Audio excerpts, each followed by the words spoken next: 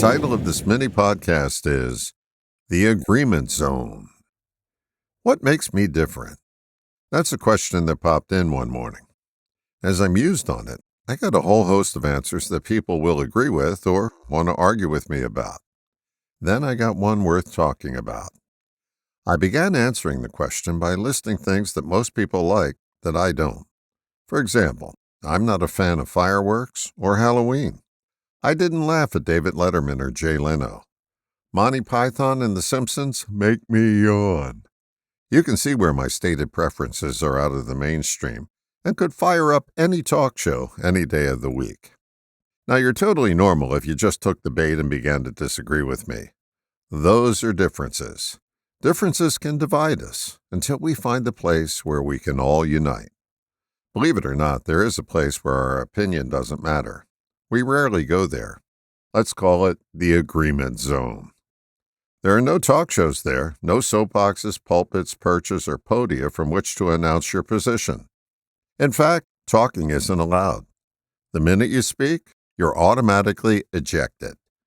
The good news is you're welcomed back anytime you commit to the silence that's necessary.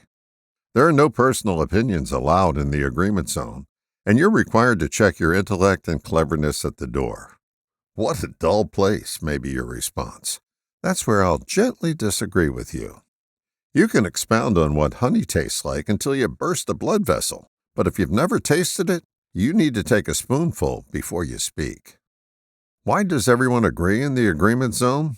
Because there's nothing in there with which to disagree. That's the key. There's nothing there.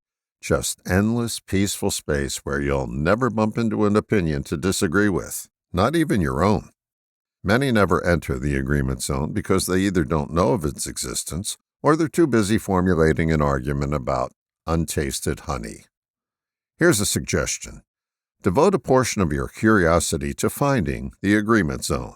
Then go through the admissions process of checking your opinions, positions, truths, and prejudices at the door, and commit to the necessary silence required to enter. If you can't find this place on your own, look for a guide, someone who can help you get there. It'll be the most peaceful vacation you've ever taken. The best news is, even the most disagreeable come back with a greater sense of peace. I'm not sure if the agreement zone is listed in any travel brochure, but I'll lobby for it to be added. In fact, I just have. All the best, John.